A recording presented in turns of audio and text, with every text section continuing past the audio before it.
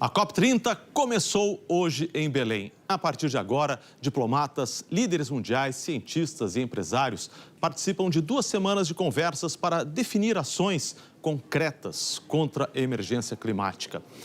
As negociações sobre os temas da conferência se estenderam até perto da abertura.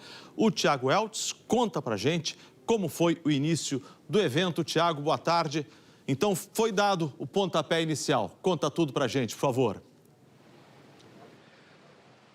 Kovalik, começou. Boa tarde para você, boa tarde a todos acompanhando o JH. Na verdade, a gente pode dizer que a COP começou para valer hoje, agora há pouco, né? O pessoal ainda tem os últimos delegados saindo aqui da sala, mas na prática, os últimos 2 dias foram de muito trabalho nessa COP, porque era preciso, por consenso de todos os países que estão reunidos aqui, aprovar, antes de começar, o que vai ser discutido nos próximos dias. Eles chamam de agenda de trabalho. Então, antes do trabalho para valer acontecer, os países decidiram o que ia ser conversado e como exatamente essa negociação ia acontecer. E olha, foi difícil, é historicamente difícil nas COPs. Mas ontem à noite a gente estava aqui e o presidente da COP, a diretora executiva da COP, os 2 brasileiros, saíram daqui quase meia-noite. As conversas ainda avançaram um pouco mais e mesmo hoje cedo, quando o Brasil já tinha conseguido fechar esse acordo, que foi um acordo costurado pelo Brasil, ainda havia sempre aquele pontinho de dúvida. Olha, a gente acha que dá certo, que está tudo acordado, mas precisa ver na Assembleia. E aí a Assembleia aconteceu e a abertura da COP não foi atrasada. Esse era o temor da delegação brasileira. Tudo isso aconteceu antes, então. E a COP, oficialmente, começou com a posse do presidente da COP, que é brasileiro, André Corrêa do Lago, como você vai ver na reportagem. Com a transição de um martelo, a COP passou oficialmente do comando do Azerbaijão, onde aconteceu o último evento, para o Brasil. E no primeiro discurso, como presidente empossado, o embaixador brasileiro André Corrêa do Lago lembrou de tragédias climáticas recentes, o furacão nas Filipinas e o tornado que devastou o Rio Bonito do Iguaçu, no Paraná, como alertas para a necessidade de mudanças. Essa é uma COP que tem que apresentar soluções. E a agenda de ação que nós estruturamos para esta COP, em eventos múltiplos de dimensão, acredito, absolutamente essencial para os passos adiante. Essa agenda de ação vai mostrar muitos caminhos. E com o martelo, André Corrêa do Lago abriu a COP30, a COP no Brasil, a COP de Belém. Distinguished delegates, I now declare open. O presidente Lula discursou pouco depois. A mudança do clima já não é uma ameaça do futuro, é uma tragédia do presente. É muito mais barato colocar 1,3 trilhão para a gente acabar com o problema climático do que colocar 2,7 trilhões para fazer guerra como fizeram no ano passado. Quando o presidente deixou a sala, a COP ganhou seu formato de trabalho. Essa daqui é a sala das decisões da COP. As negociações acontecem em salas de reunião menores, mas toda vez que tiver que decidir algo, os países vão votar aqui. Todos os países têm assentos aqui, é como uma Assembleia Geral da ONU. A gente vai ver algumas cadeiras vazias, por exemplo, aqui atrás de mim está o espaço dos Estados Unidos, eles não mandaram representantes, então a cadeira vai ficar vazia, mas os outros países que mandaram representantes vão estar nessa sala toda vez que tiver uma votação. Mas a primeira negociação já acontecia há 2 dias para definir os temas que estariam na agenda de trabalho. E terminou quase na madrugada de hoje, como a diretora executiva da COP, a brasileira Ana Toni, contou ao repórter Vitor Ferreira antes de a Assembleia começar. Então, ontem ficamos negociando até quase meia-noite, foi o dia inteiro, foi sábado também. E, felizmente, chegamos aí num bom acordo para todos. 7 novos temas foram colocados na agenda de última hora, entre eles o do financiamento ambiental. Os 300 bi foram acordados na COP29, estão 100% garantidos. O que alguns países querem é agora entender quão rápido vai vir, se tem previsibilidade de quando esse dinheiro vai chegar, que tipo de acesso vão ter para esse tipo de dinheiro. Então, agora é mais o detalhe. E com um acordo para deixar de fora 3 deles, a agenda foi estabelecida. A primeira vitória da diplomacia brasileira nessa COP30. E a COP30 também tem um espaço para discussões da sociedade civil, é a chamada Zona Verde, um lugar aberto ao público para debater ideias e soluções. Quem está lá é o Pedro Bassan, acompanhando toda a movimentação e vai contar para a gente. Bassan, boa tarde. Como é que está a situação aí na Zona Verde? Lá na Zona Azul se discute uma coisa, aí a população tem chance de participar, dar ideias. Conta tudo para a gente, por favor. Boa tarde, Kovalik, a você e a todos. É isso mesmo, são COPs vizinhas e irmãs, podemos dizer assim, né? Se a Blue Zone, a Zona Azul, é a COP das negociações, a Zona Verde é a COP das ideias, das soluções. Aqui, todo mundo que tem algo a dizer é bem-vindo. É a COP dos corredores lotados, como a gente pode ver, não é? O acesso ao público é livre, na Zona Azul o acesso é proibido só para as pessoas credenciadas, só para delegados e negociadores. Aqui todos podem participar, debates acontecem, vários ao mesmo tempo, em vários estandes, palestras, enfim, conversas, explicações. É uma COP lotada, uma COP que ferve como a cidade de Belém. O espírito da cidade de Belém está aqui dentro da Zona Verde, dentro dessa inovação brasileira para a COP. Ela é organizada pela presidência brasileira da COP. A Zona Azul, essa é outra diferença, é organizada pela ONU. O Brasil é o presidente enquanto membro da ONU. Aqui não. Aqui a presidência é brasileira e valem as regras do Brasil para tudo que acontece. Aqui são também apresentados nos estandes, não é? Parece até visualmente um pouco como uma feira, uma convenção. Aqui são apresentadas soluções na área de energia limpa, na área de produção sustentável. Produtores podem expor os seus produtos aqui, explicar como eles são feitos. Também povos indígenas, que até são observadores lá na Zona Azul. Aqui eles podem falar, aqui eles podem dizer o que querem e o que tem como solução para o problema climático mundial. Zona Verde, fervilhando de gente. Com você, Kovalik. E é bom de ver, porque muitas vezes daí que surgem as boas ideias que depois vão ser replicadas pelo Brasil e pelo mundo. Obrigado, Bassan. Até mais. E nesse primeiro dia da COP surgiram números preocupantes. O Programa Europeu de Observação do Planeta Terra, o Copérnicus, divulgou um novo estudo que ajuda a compreender o que vem acontecendo com o nosso clima. O planeta está mais quente do que nunca. O Copérnicus confirma que os últimos 10 anos foram os mais quentes desde o início dos registros modernos no século XIX. O ano de 2024 bateu todos os recordes. A temperatura média global ficou 1,5 grau acima dos níveis pré-industriais, o limite definido pelo Acordo de Paris. L'accord de Paris pour le climat est accepté. O estudo, divulgado hoje, reúne dados coletados por 6 satélites e, pela primeira vez, integra informações monitoradas em tempo real sobre temperatura, oceanos, cobertura de gelo e gases do efeito estufa, trazendo um retrato mais completo do clima na última década. As concentrações de gás carbônico e metano não param de subir ano a ano.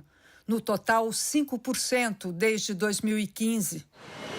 O estudo aponta também o aumento das ondas de calor, secas prolongadas, enchentes devastadoras e incêndios florestais.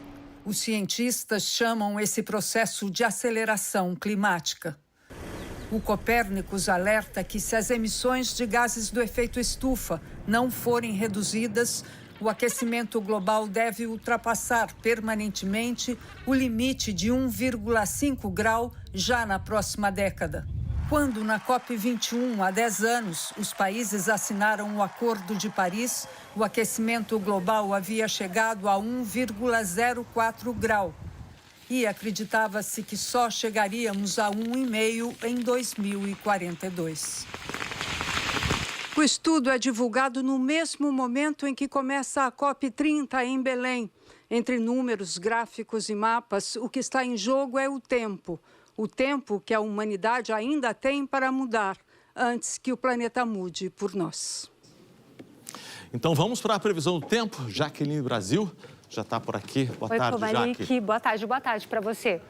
Agora, a gente viu a temperatura no planeta e você tem um olhar específico lá para Belém, onde acontece a COP30. Conta pra gente, por favor. Sim, nós fizemos um levantamento das temperaturas nos últimos 15 anos em Belém. Então, esse gráfico aqui mostra pra gente a média anual, que é de 26,8 graus. E com exceção de 2012, todos os outros anos foram mais quentes. Em 2024, quase 2 graus acima do normal e neste ano, por enquanto, com 0,9 grau acima da média. E tem um detalhe, essa é a média de temperatura no termômetro, porque com a umidade do ar super alta, a sensação é de muito mais calor. Agora, imagina para quem saiu de um país super frio, Kovalik, imagina. A delegação da China, por exemplo, veio de lá com temperaturas mínimas muito perto de zero. E quando chegou a Belém, o termômetro estava marcando mais de 30 graus. E a Laís Nunes mostra pra gente o desafio para os visitantes se adaptarem ao clima da capital paranaense. Estou sabendo até, viu, que tem uma mudança no código de vestimenta da COP30. É isso mesmo, Laís? Boa tarde. Oi, boa tarde. É isso mesmo. Oi, Jaqueline. Oi, Kovalik. Boa tarde.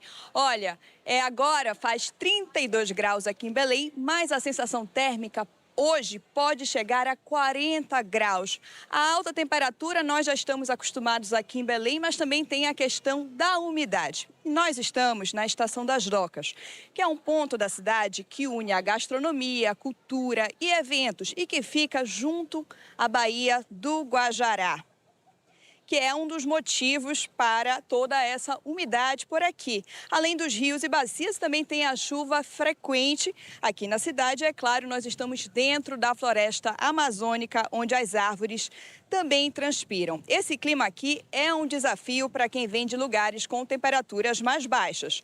E o calor fez com que a organização da COP30 decidisse mudar o código de vestimenta dos participantes. Num evento como esse, é normal que as delegações usem roupas muito formais, terno, gravata, mas na 30ª Conferência do Clima é diferente. Quando saiu de casa na Ucrânia, a temperatura estava abaixo dos 10 graus. Aqui em Belém, hoje, o Igor deve enfrentar 33. Eu estarei aqui por 2 semanas, então trouxe coisas que servem para este clima. Brian é australiano. Estranhou a umidade, mas diz estar gostando. Vou adaptar o que trouxe na mala. Temos que ser profissionais, mas ao mesmo tempo que estar confortável também. Este ano, o paletó e gravata não são peças obrigatórias. No lugar, roupas e tecidos mais adequados para o clima da Amazônia. Sebastian já abriu mão do terno. É muito quente, só usei 5 minutos e não uso mais.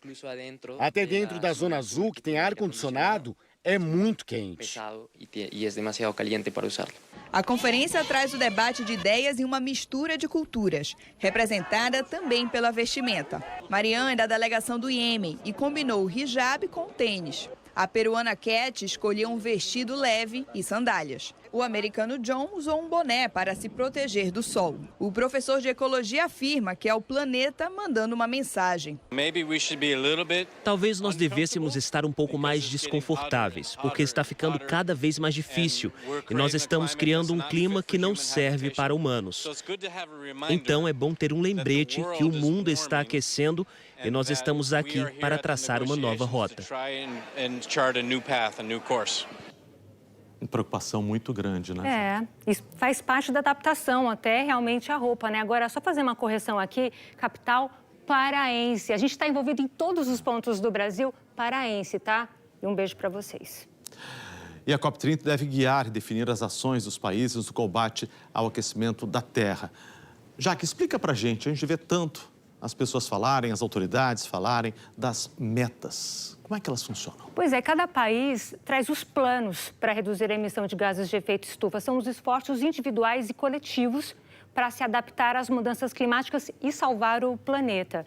Essa semana, aqui na Previsão do Tempo, eu vou apresentar alguns desafios para o Brasil e para o mundo.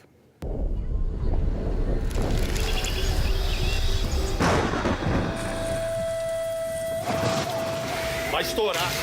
Meu Deus! Meu Deus do céu! Um país que sofre com eventos extremos. Fogo no Pantanal. Enchentes que devastaram cidades inteiras no sul.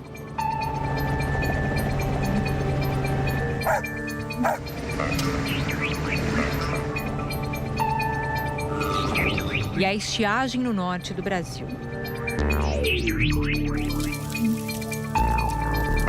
Os efeitos do aquecimento global estão cada vez mais fortes. A quantidade de catástrofes aumenta a necessidade de mais ações. Em 2015, mais de 190 países assinaram um tratado internacional sobre mudanças climáticas. Ele ficou conhecido como o Acordo de Paris. Foi durante a COP21 na França. Os integrantes firmaram compromissos para diminuir a evolução do aquecimento global. O objetivo é manter o aquecimento abaixo dos 2 graus. O ideal é que não passe de 1,5 grau. Para isso, criaram as NDCs, que são as contribuições nacionalmente determinadas. São as metas de cada país para ajudar a salvar o planeta. Elas detalham as ações que os governos devem adotar.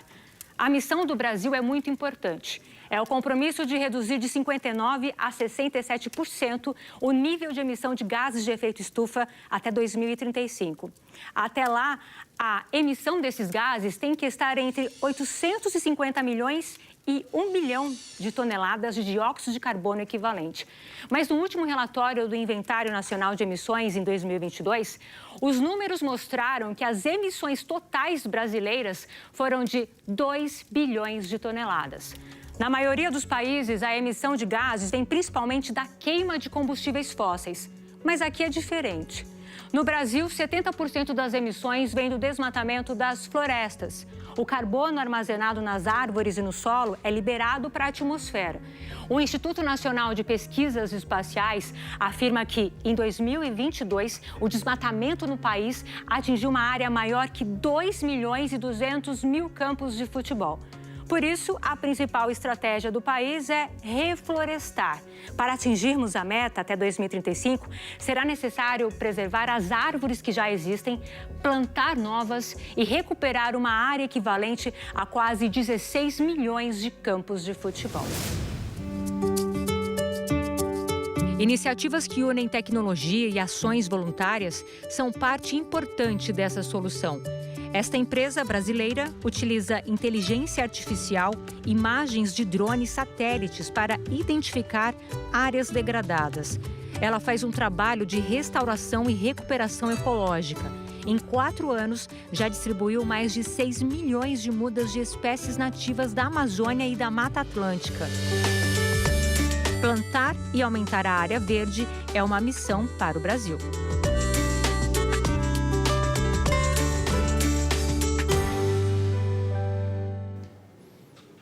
Já que, então, basicamente, a gente está devendo nas nossas metas. E muito. O dobro, a gente está emitindo o dobro do que deveria. Sim. Né? Só que é muito bom ver essas iniciativas, a gente perceber que há solução e como a tecnologia, a inteligência podem nos ajudar a superar todas essas dificuldades. Tem uma luz no fim do túnel, né? Exatamente, muito bom.